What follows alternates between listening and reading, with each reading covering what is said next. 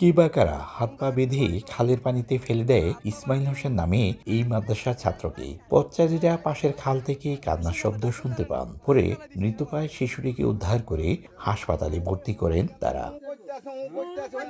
চাঁদপুরের ফরিদগঞ্জ এবং পাশের লক্ষ্মীপুর জেলার রামগঞ্জ উপজেলা সীমানা ঘেঁষা ইছাপুরা গ্রামের খালে পড়েছিল ইসমাইল।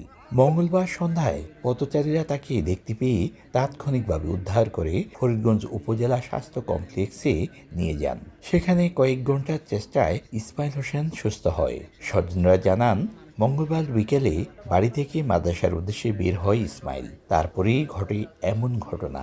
পা বাঁধা অবস্থায় মানে কোনো হাত পা ছাড়ে দিয়েছে, আর কোনো নিঃশ্বাসও তখন ছিল না। তখন পরবর্তীতে আমরা হাত পাগুলো খুলে অটোতে ডাক দিয়া ওর নিয়ে ওটা মেডিকেলে নিয়ে আসি। মাগরিবের পর ওর মাদ্রাসা থেকে ওর শিক্ষক ফোন দেয় যে ইসমাইল তো এখনো মাদ্রাসায় আসে নাই,